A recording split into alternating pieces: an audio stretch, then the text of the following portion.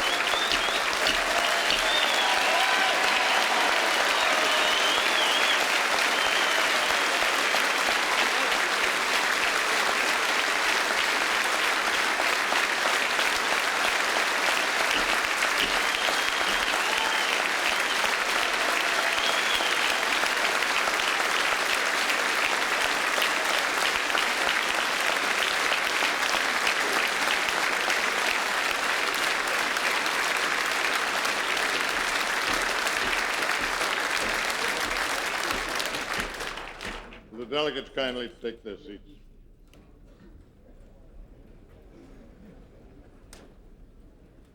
Brothers and sisters, the President of the United States.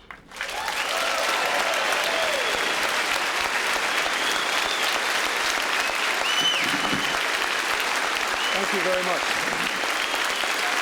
Thank you.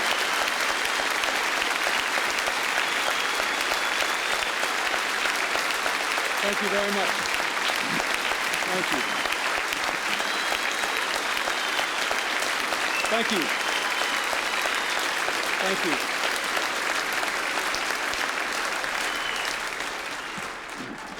Thank you very much, President Kirkland, distinguished platform guests, the men and women of the American labor movement. Let me tell you first, I'm glad to be here. I feel like I'm home, and I hope you feel like you have a home in Washington.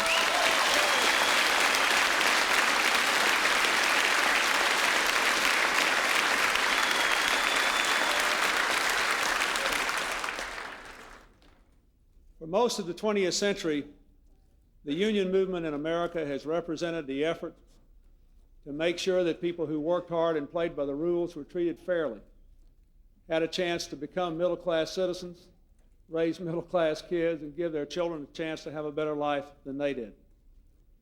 You have worked for that. You have done that.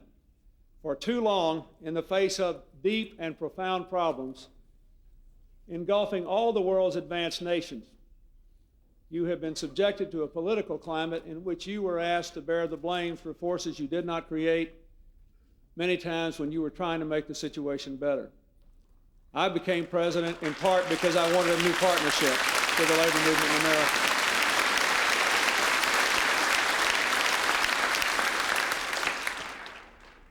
Before I get into the remarks that I came here to make about all of our challenges at home and the economic challenges facing us, I have to make a few remarks this morning about developments in the world in the last 48 hours.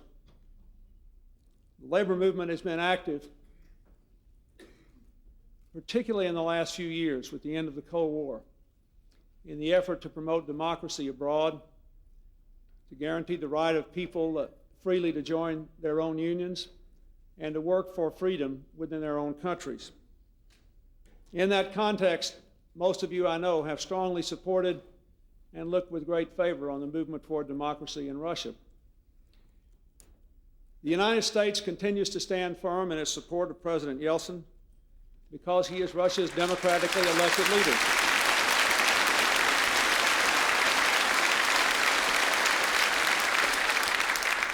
We very much regret the loss of life in Moscow, but it is clear that the opposition forces started the conflict and that President Yeltsin had no other alternative than to try to restore order.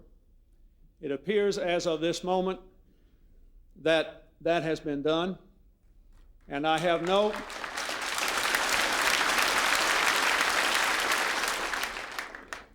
as of this moment, absolutely no reason to doubt the personal commitment that Boris Yeltsin made to let the Russian people decide their own future, to secure a new constitution with democratic values and democratic processes, to have a new legislative branch elected with democratic elections, and to subject himself, yet again, to a democratic vote of the people.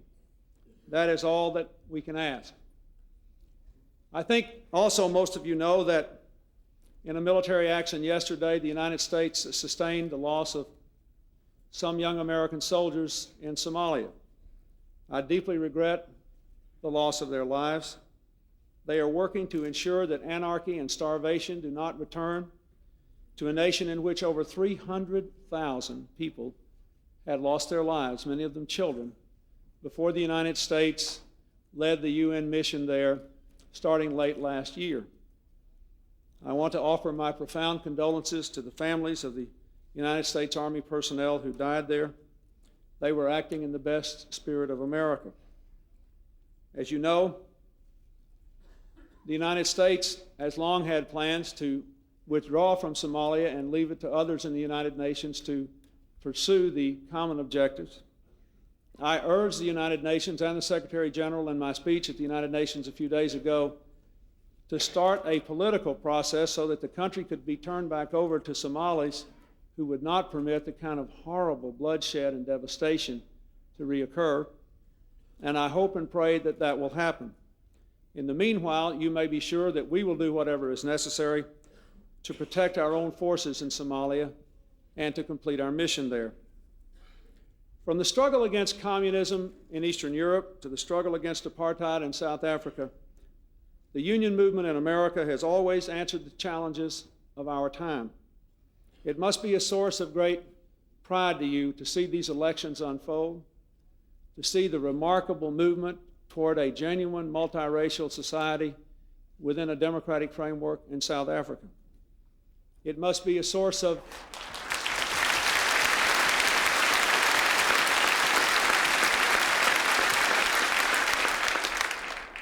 It must likewise be a source of continuing frustration to you to see that even as the ideas and the values that you have espoused now for decades are being embraced around the world, here in our country and in virtually every other wealthy country in the world, middle-class workers are under assault from global economic forces that seem beyond the reach of virtually any government policy.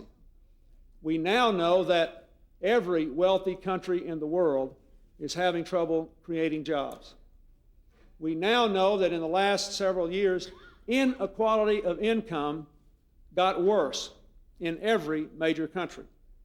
We know that we had more growing inequality in America than any place else because we actually embraced it. I mean, the whole idea of trickle-down economics was to cut taxes on the wealthiest Americans, raise taxes on the middle class, let the deficit balloon, and hope that the investment from the wealthy would somehow expand opportunity to everybody else. We know that didn't work, and it made the situation worse. It left us with a $4 trillion debt.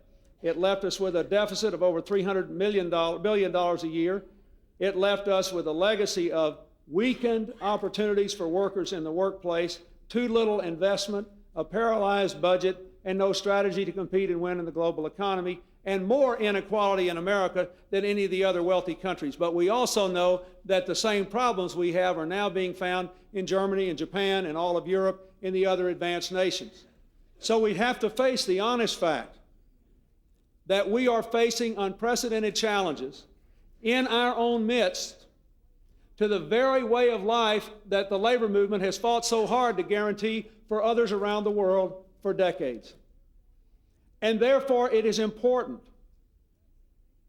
that we think through these issues, that we take positions on them, that we agree and that we disagree in the spirit of honest searching for what the real nature of this world is we're living in and where we are going.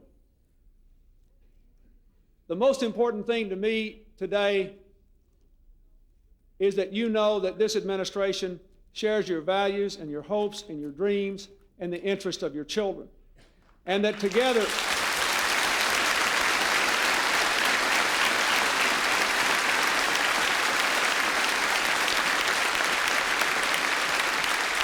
and that I believe together we can work our way through this very difficult and challenging time, recognizing that no one fully understands the dimensions of the age in which we live and exactly how we are going to recreate opportunity for all Americans who are willing to do what it takes to be worthy of it. The labor movement historically has always been on the cutting edge of change, and the drive to empower workers and give them more dignity on the job and in their lives. Almost a half a century ago, at the end of World War II, labor helped to change America and the world. At home and abroad, labor helped to create a generation of prosperity and to create the broad middle class that we all cherish so much today. Now we have to do it again. We're at a time of change that I am convinced is as dramatic as the dawning of the industrial age. We can no longer tell our sons and daughters, we know this now, that they will enter a job at the age of 18 or 21, enjoy secure paychecks and health benefits and retirement benefits for the rest of their working lives, and retire from the same job with the same company at the age of 65 or 62. Our changing economy tells us now that the average 18-year-old will change work 7 times in a lifetime, even if they stay with the same company, and certainly if they change. That when people lose their jobs now, they really aren't on unemployment, they're looking for re-employment. That most unemployment today is not like it used to be. When people got unemployed for decades, it was because there was a temporary downturn in the economy, and when the economy turned up again, most people who were unemployed were hired back by their old employer. Today, most people who are unemployed eventually get hired back, usually by a different employer for a different job, and unless we are very good at what we do for them, often at lower wages and less benefits. So it is clear that what we need is not an unemployment system, but a re-employment system in recognition of the way the world works today.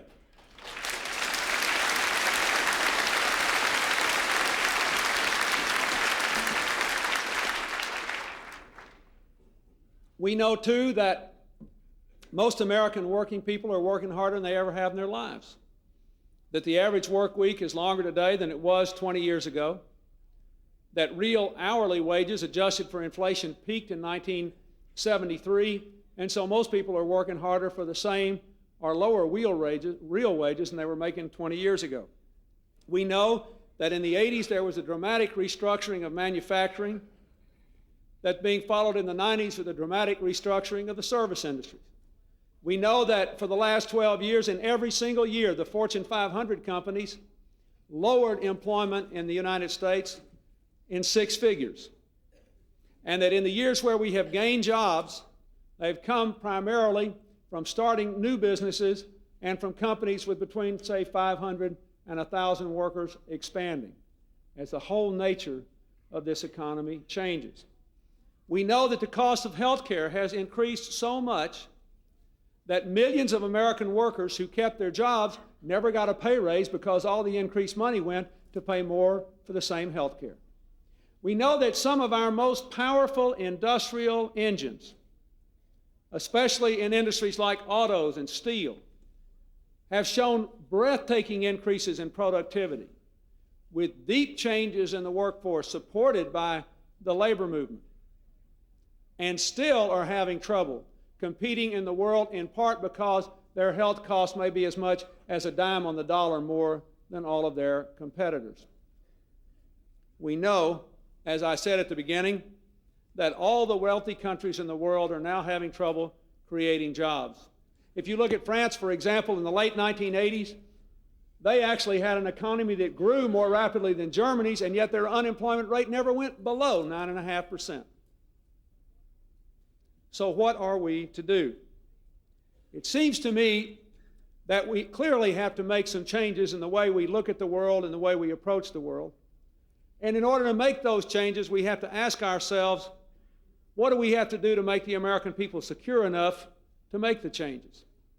One of the things that has really bothered me in the latter stages of this era that we're moving out of is that so few people have been so little concerned about rampant insecurity among ordinary American middle-class citizens.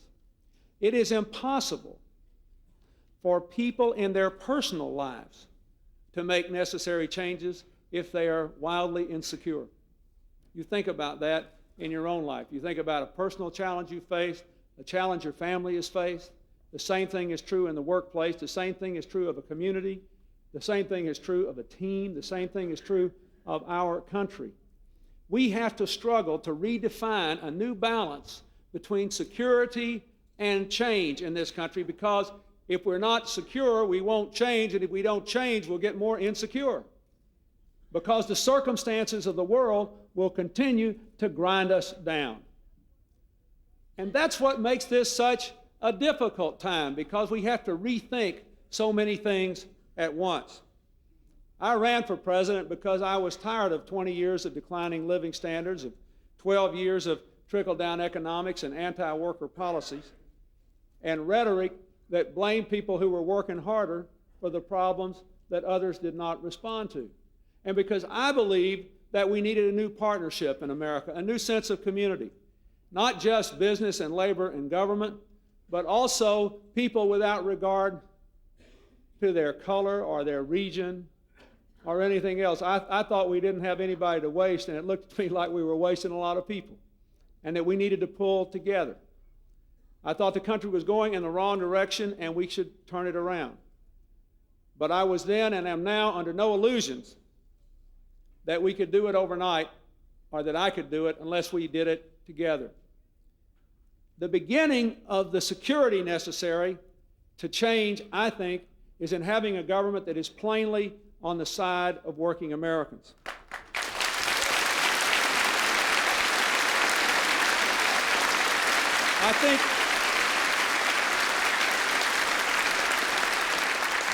I believe that any of your leaders who work with this administration will tell you that we are replacing a government that for years worked labor over with a government that works with labor.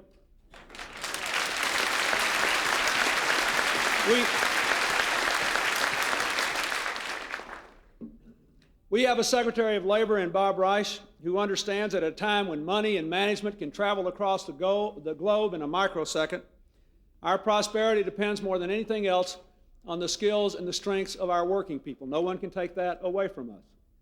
And our people are still our most important asset, even more than they were 20 years ago. We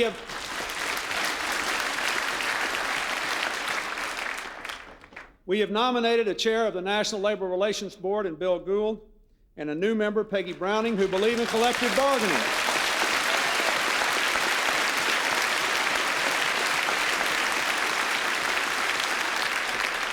We have a director of the Occupational Safety and Health Administration in Joseph Deere, who comes from the labor movement and believes that workers should be protected in the workplace.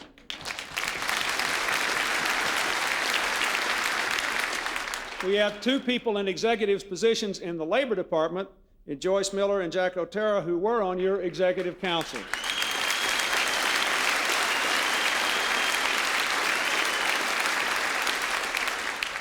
We have two people from the SEIU in executive positions, in Karen Nussbaum and Jerry Palas, who are leading us to make progress.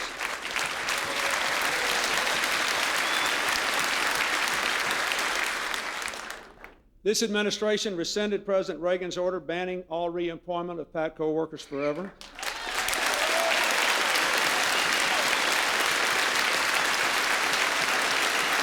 Rescinded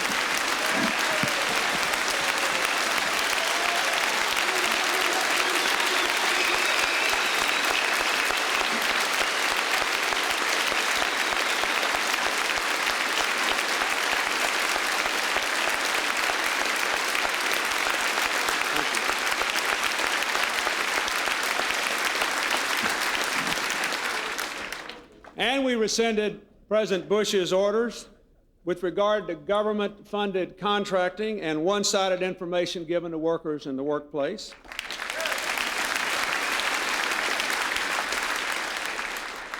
And this week I will sign the Hatch Act Reform Act to give government employees political rights they have been denied for too long.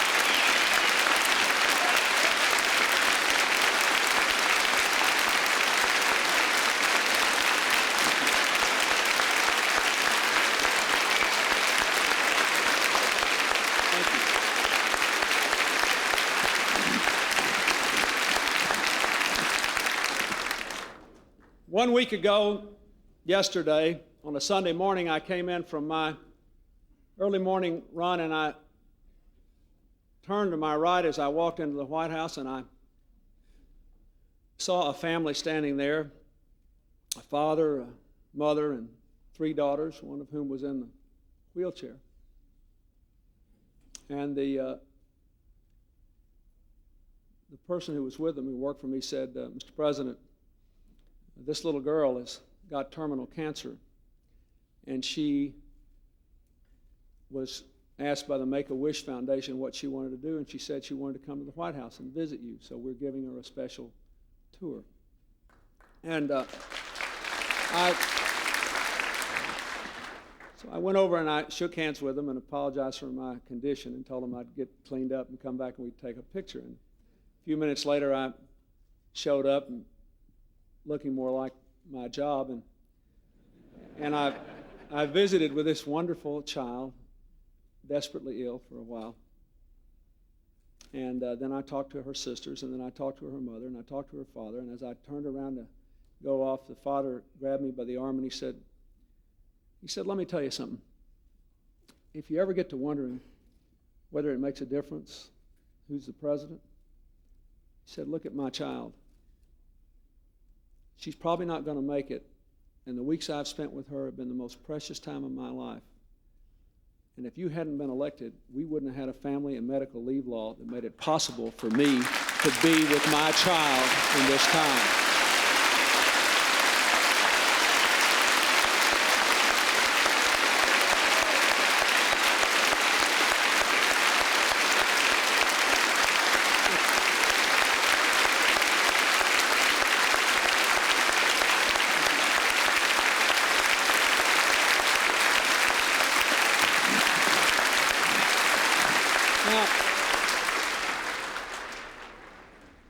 I believe, in short,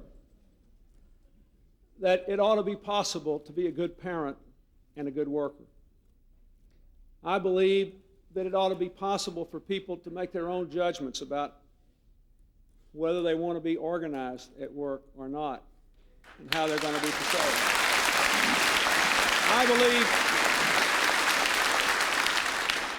I believe if we're really going to preserve the American workplace as a model of global productivity, we have to let people who know how to do their jobs better than other people do have more empowerment to do those jobs and to make those changes in the workplace. That's why, as we work on the Vice President's Reinventing Government initiative, we work so closely with federal employees and their unions. When the Vice President spoke with business leaders and workers who have changed their companies, they all said the same thing. You've got to have the workers. You have to let them do it, tell you how to do it, tell you how to make the companies more productive. Now, that's why yesterday I signed an executive order on Friday, creating a National Partnership Council. For the next several months, the leaders of federal employee unions, including John Sturdivant, the president of the American Federation of Government Employees, who's here today, will work with the leaders of our administration to make our government more effective and to cost less, and more importantly, to make the jobs of the rank and file federal employees more interesting, more stimulating, more customer-oriented by doing things that they have been telling us they should be able to do, but that the system has not permitted them to do in the past. I applaud John and the other people in the unions representing federal employees for what they have done. This is an unprecedented partnership that I think will benefit every American. We want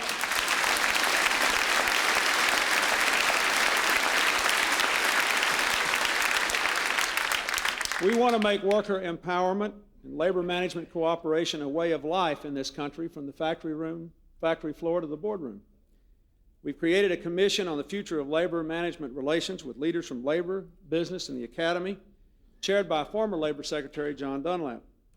And I'm asked Secretary Rice to create a commission to study and improve relationships in government workplaces at every level, at the state and county and local level, as well as at the federal level.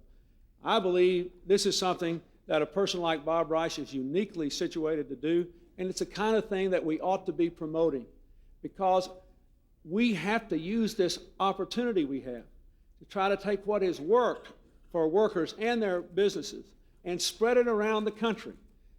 For the last 12 years, we've had a lot of finger pointing and blame placing, and we've got these stirring examples of success that we could be trying to replicate. That's what we ought to be doing, taking what works. And it always is a workplace in which workers have more say. And we're going to do what we can to get that done.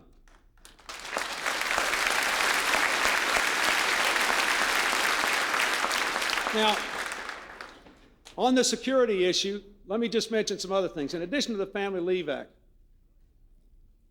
the budget bill, which passed by such a landslide in the Congress, contained what may well be the most important piece of economic reform for working people in 20 years by expanding the earned income tax credit so that you can say to people, if you work 40 hours a week and you have children in your home, you will not be poor.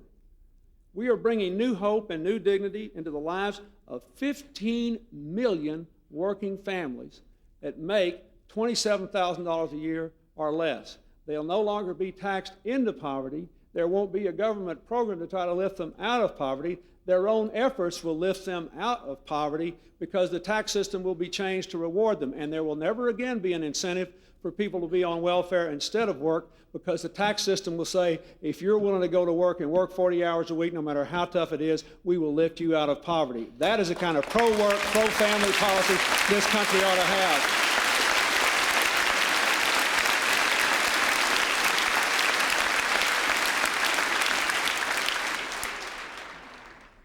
Something else that was in that bill that most Americans don't even know about yet that will benefit many, many of you in this room and the people you represent is a dramatic reform of the student loan system that will eliminate waste, lower the interest rates on student loans, make the repayment terms easier so that young people can repay their loans no matter how much they borrow as a percentage of their income, limited so they can repay it.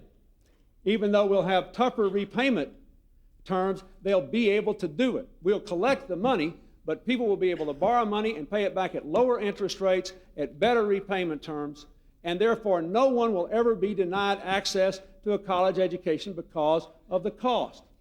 When you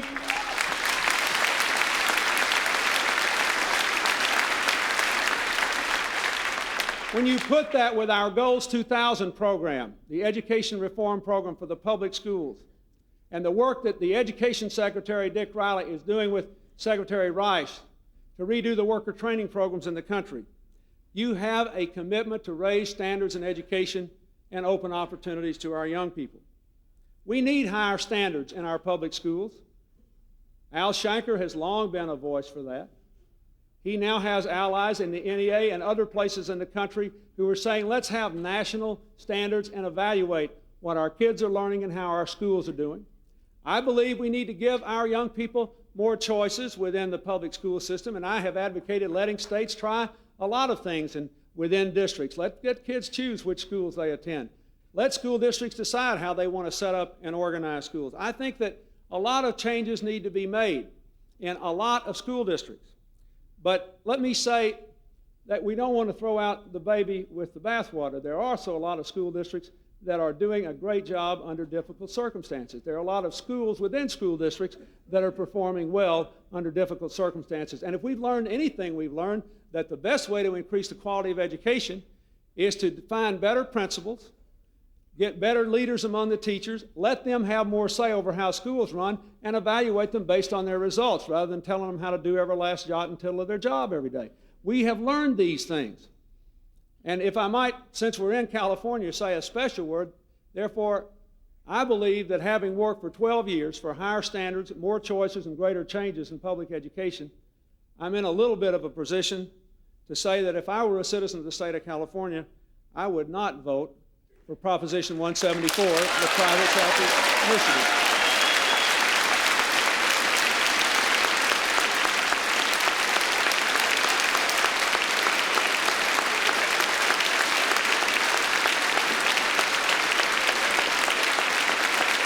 Now,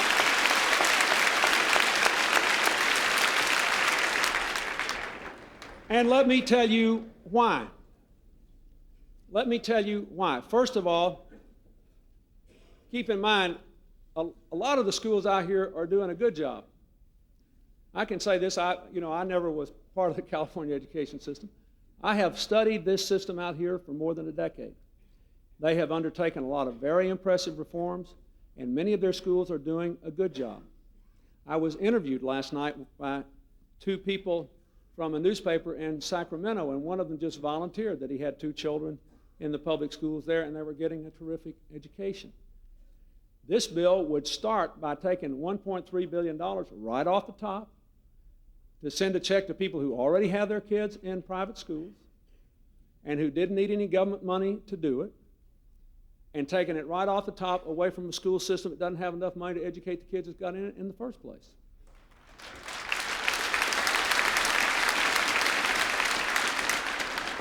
Second thing it would do is to impose no real standards on the quality of the programs which could be funded. Who could set up a school, what standards they'd have to meet, what tests the kids would have to pass. Just take your voucher, and who cares whether the private school is a legitimate school or not. That is a significant issue. And all you have to do is to work in this field for a few years to understand that that is a significant issue.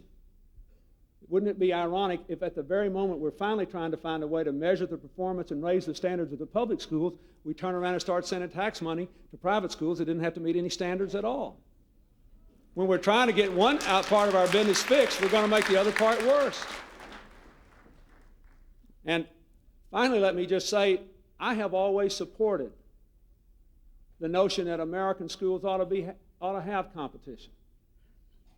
And the fact that we had a vibrant tradition of pluralistic education and private schools and religious private schools was a good thing, not a bad thing for America. But all the years when I grew up and all the times I saw that, and for a couple of years in my life when I was a little boy, when I went to a Catholic school and my folks moved from one place to another, and we lived way out in the country and didn't know much about the schools in the new area where we were, no one ever thought that the church would want any money from taxpayers to run their schools. In fact, they said just the opposite. We don't want to be involved in that. That's what the First Amendment is all about. So I think we have to really think through. I have spent 12 years before I became president overwhelmingly obsessed with reform of the public school system, wanting more choices in the system, wanting more accountability, wanting more flexibility about how schools were organized and established and operated. But I can tell you that this is not the way to get it done, and the people will regret this if they pass it. I hope the people of California don't do that.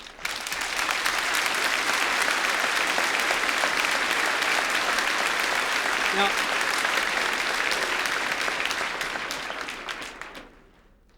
you can educate people all you want, and I wanted to say a little more about that the Labor Secretary and I are working on trying to take all these 150 different government training programs and give local communities and states the power to consolidate them, working with you, and just fund the things that work on a state-by-state basis, and to set up a system of lifetime education and training. I don't know how many of you saw the television program I did last night in California, but one man looked to be in his early 50s, saying, we need a training program that gives my company some incentives to retrain me.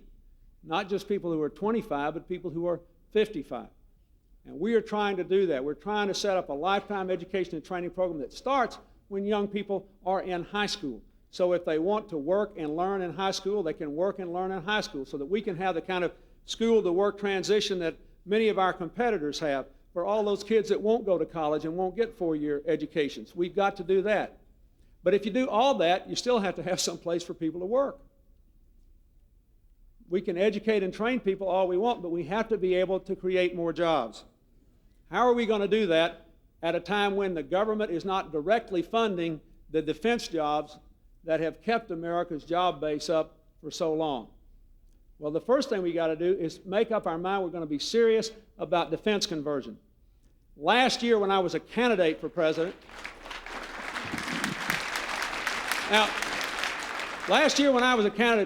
I went all over the country, and I wasn't in the Congress and didn't have a vote, pleading with the Congress to pass the defense conversion bill. They did it, and the previous administration absolutely refused to spend $500 million to help convert from a defense to a high-tech domestic economy. So we have released the money, and we're going to try to get up to $20 billion spent on defense conversion and reinvestment in the jobs of tomorrow over the next 5 years. It is very important.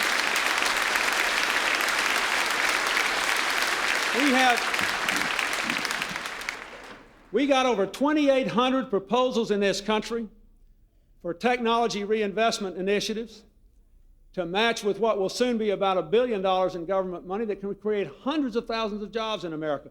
People are brimming with ideas out there to create new jobs. I was at McClellan Air Force Base yesterday, and the air base is working with people in the local community and the local universities and with the federal defense labs. They have made new electric cars, they've made new manufacturing component parts to try to come up with economical ways to do it and allow those parts to be made in America, and they are targeting things that are now made overseas and imported here.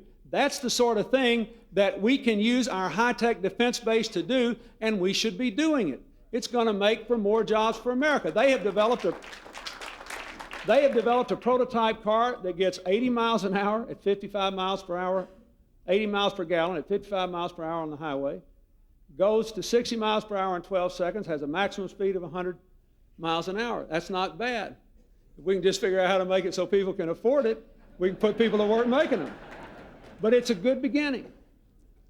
We announced last week that groundbreaking project where the UAW and Ford, Chrysler, and General Motors are working with the defense labs and all the government labs on a project to triple the average mileage of American autos within the next 10 years. If they do that, that will create untold numbers of new jobs here, and we'll be selling cars to people overseas who want that instead of the reverse. And by the way, I want to compliment the UAW. You know, this year we have regained a lot of our market share in America. People are buying more American cars in America, and we should compliment them for it.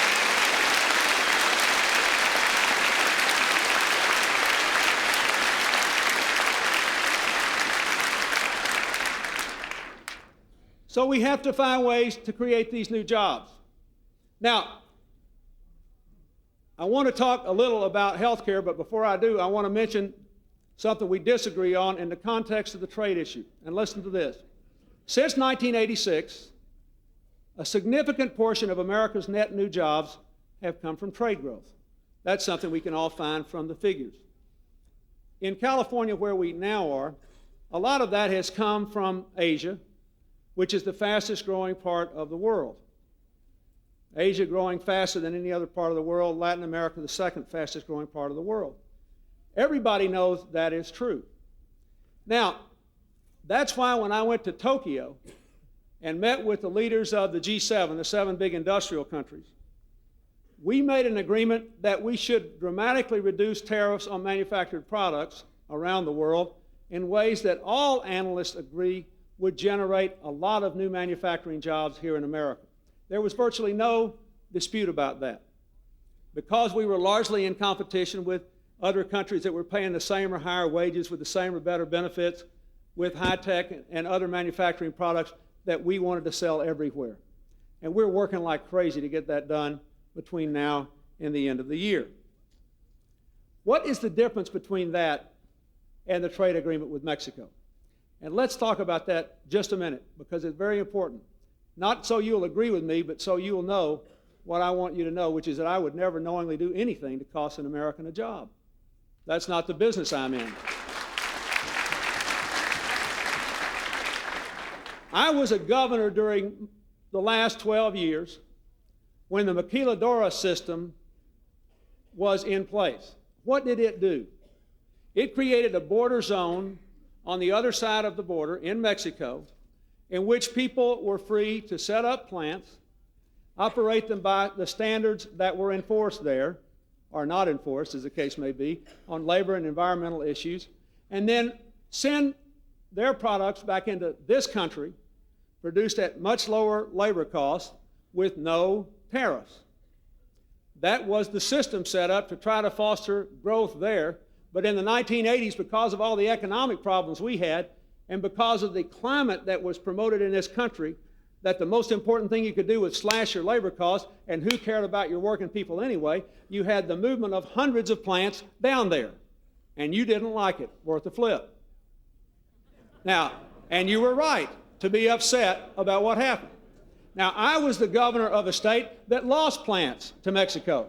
And my state was so small that when people lost their jobs, I was likely to know who they were. So this was a big deal to me.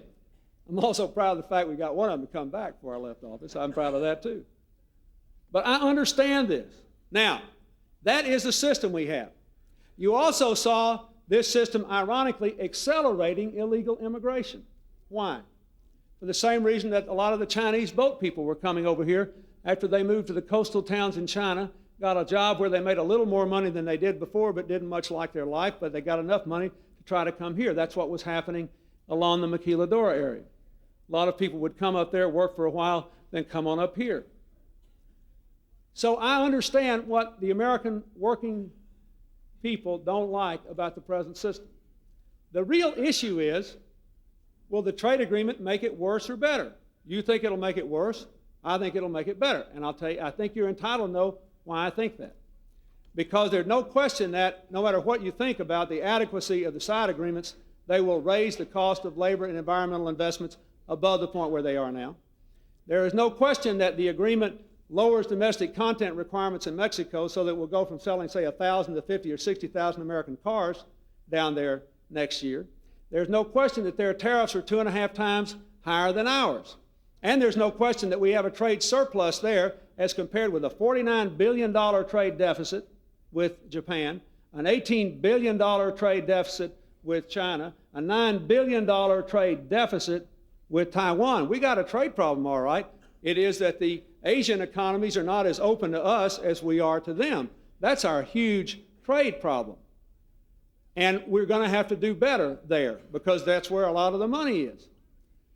So my reasoning is that if their tariffs are higher than ours and their costs go up faster than they're otherwise going to go up, and they're already buying $350 a person worth of American goods, second only to Canada, replaced Japan as the number 2 purchaser of manufacturing products this year, and we got a $5.8 billion trade surplus, it'll get better, not worse. Is it a perfect agreement? No. But I don't want to make the perfect the enemy of the better. I think it is better than the present. There are 2 other points I want to make. If the deal is not made with the United States and instead it's made with Germany or Japan, we could lose access to an 80 million person market and cost ourselves more jobs. And if the deal is made, it could lead to further similar agreements with the emerging market economies of Latin America, and no one believes that anybody's going to invest in Argentina, for example, to export back to the American market. So all barrier dropping, the further you get away from here because of transportation costs, will lead to more jobs in America through greater trade. So that's why I think it makes it better, not worse. You're entitled to know that. I don't ask you to agree, but I ask you to make the same arguments inside your own mind because I would never knowingly do anything to cost America jobs. I'm trying to create jobs in this country. Now, I'll tell you what I really think. What I really believe is that this has become the symbol of the legitimate grievances of the American working people about the way they've been worked over for the last 12 years. That's what I think. And I think those grievances are legitimate. And I think that people are so insecure in their jobs. They're so uncertain that the people they work for really care about them. They're so uncertain about what their kids are looking at in the future that people are reluctant to take any risks for change. And so let me close with what I started with. I have got to lay a foundation of personal security for the working people of this country and their families in order to succeed as your president, and you have to help me do it. We have got to reform the job training system of this country to make it a re-employment system, not an unemployment system, and to give it to kids starting when they're in high school. We have got to have an investment strategy that will create jobs here, and that's why we removed all those export controls that were Cold War relics on computers and supercomputers and telecommunications equipment, opening just this month $37 billion worth of American products to exports. That is important. That's why I want to pass a crime bill to put 50,000 more police officers on the street, pass the Brady bill, and take these automatic weapons out of the hands of the teenagers that are vandalizing and brutalizing our children in this country.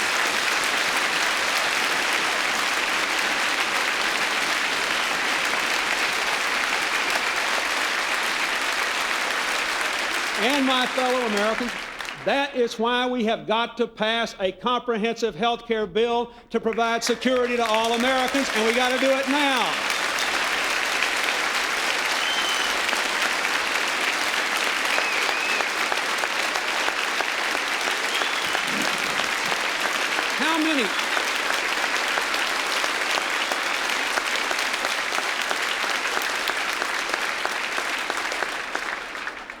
How many Americans do you know who lost their health insurance because they lost their jobs, who never got a pay increase because of the rising cost of their health care, who can never change jobs because they have a sick child?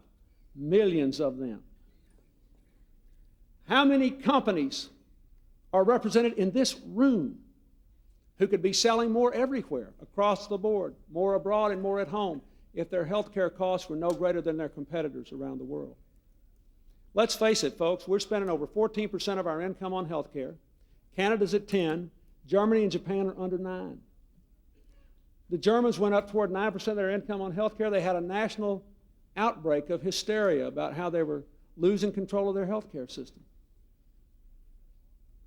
And yet they all cover everybody, and no one loses their health insurance. And when I say we can do that, and we can do it without a broad-based tax increase, people look at me like I have slipped a gear.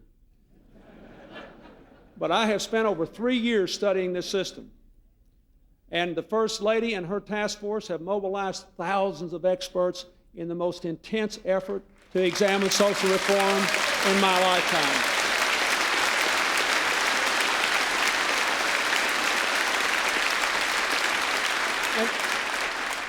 And they have recommended that we adopt a system which, first of all, builds on the system that you enjoy, an employer-based system where the employer contributes, and in some cases the employee does, and some not. A system that is focused on keeping what is good about American health care, doctors and nurses and medical research and technology, and fixing what is wrong, not covering everybody, kicking them off after they have a serious illness, not letting people move their jobs, having some people in such tiny groups of insurance that 40% of their premium goes to profit and administrative costs, and spending a dime on the dollar, a dime on every dollar in a $900 billion system goes to paperwork that wouldn't go in any other system in the world. $90 billion a year on that alone. Never mind the fraud and the abuse. And the incentives in this system to churn it, to perform unnecessary procedures just because the more you do, the more you earn. We can do better than that. So I want to just say, this system will be a good one. Everybody will get a health care security card like this. I feel like that guy in the ad. I'm supposed to say, don't leave home without it when I put it out. But I want everybody to have a health care security card like this. Just like a social security card. And I want people to have their health care access, whether they're working or unemployed, whether they work for a little business or a big one. Under the system we have proposed, if you've got a better deal now, you can keep it. If your employer pays 100% of benefits now, you can keep it. And we don't propose to tax any benefits that are above the minimum package.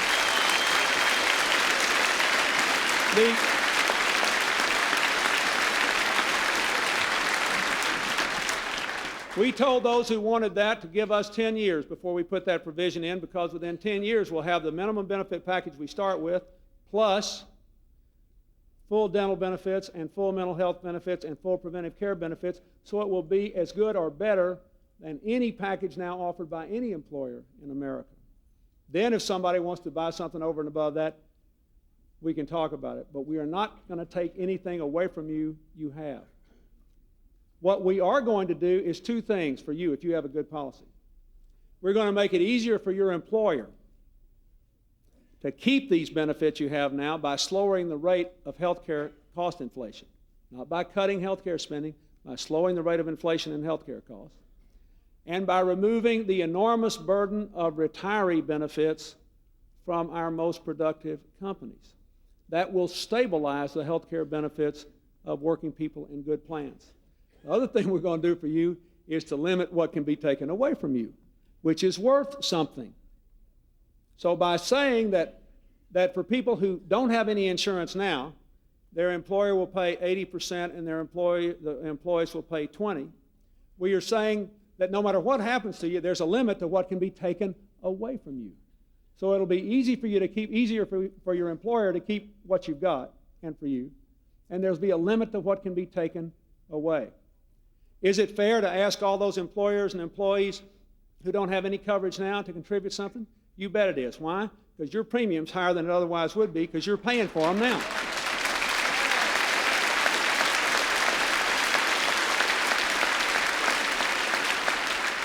Can we do that without bankrupting small business? Of course we can. We have a plan that gives a significant discount to smaller new businesses and to smaller established businesses with lower wage employees that are operating on narrow margins. How are we going to pay for this? 2/3 of it will be paid for by employers and employees contributing into the system that they get a free ride in now. 1/6 of it will be paid for with a cigarette tax and with a fee on very large companies who opt out of the system so they can pay for the cost of insuring the poor and the discounts to small business, and most important, for the health education and research that makes us all richer, because we are going to pay for that and for expanded public health clinics. And 1/6 of it will come from slowing the rate of growth. When you hear people say, oh, Clinton wants to cut Medicare and Medicaid, let me tell you something, folks. We're cutting defense. We've held all domestic investment that's discretionary flat, which means if I want to spend more money on job training, on defense conversion, or on Head Start, I have to go cut something else, dollar for dollar, for the next 5 years. That's what we've done. We've cut defense as much as we possibly can, right at the edge, held everything else flat. You know what Medicare and Medicaid are doing? They're going up at 3 times the rate of inflation. What have I proposed to do? Let them go up at twice the rate of inflation. They say in Washington, I can't do it. I don't talk to a single doctor who understands what we're going to do, who doesn't think we can achieve those savings without hurting the quality of health care. If we can't get down to twice the rate of inflation from 3 times the rate of inflation, there's something wrong somewhere. Now that's how we propose to finance this. And I am pleading with you to help me pass this bill. No matter how good your health care plan is now, don't you believe for a minute you can never lose it. Or at least get locked into your present job. And I am pleading with you to do it so that we can give to the rest of America, as well as to you and your families, the kind of personal security we have got to have to face the bewildering array of challenges that are out there before us. You know as well as I do. You know as well as I do.